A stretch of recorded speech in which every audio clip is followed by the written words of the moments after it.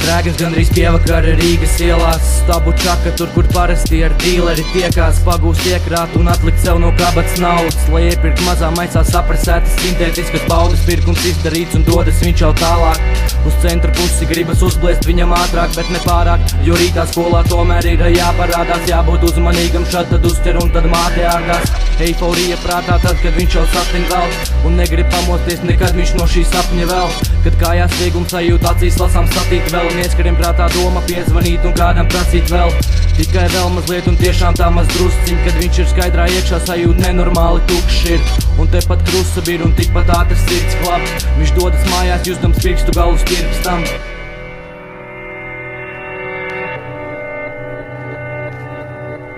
Vielas, kas tevi novedīs pie nāves glāsta, tik izskaltīts un vārds, ka neatpazīst paša māsa. Šis nu nav tas stāsts, kam beigas būtu laimīgas un vielu nepieciešamību vajag aizdīt prast. Vielas, kas tevi novedīs pie nāves glāsta, tik izskaltīts un vārds, ka neatpazīst paša māsa. Šis nu nav tas stāsts, kam beigas būtu laimīgas un vielu nepieciešamību vajag aizdīt prast. Sāk viņam sāpēt ceļi un vēlāk arī mugura, un sajūt it kā būtu pieskāries pie karsta čuguna.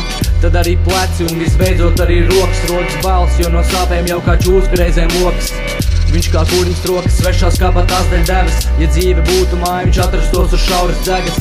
Pilnīga apātija un zili riņķi šim zem acīm. Galvā 5 scenāriji, kā ar pirkstu medus aptīt. Un nevar saprast, vai viņš lieto, jo viņš nedara dzīvei, vai dzīvei nedara, jo viņš lieto, ko mēs varam līdzēt. Mēs varam palīdzēt un sniegt no savas puses atbalstu, bet nu jau ir par vēlu, viņam tā ir tikai atbalsts. It kā būtu liela aizas ar mums un viņu un piķa melno tumsa jau sāk pārņemt viņa sirdsapziņu. Vairs neredz dzīvei jēgu, meklē, kuru var tumsām nolīst. Pēc gada februārs viņš sniega segā noslīkst.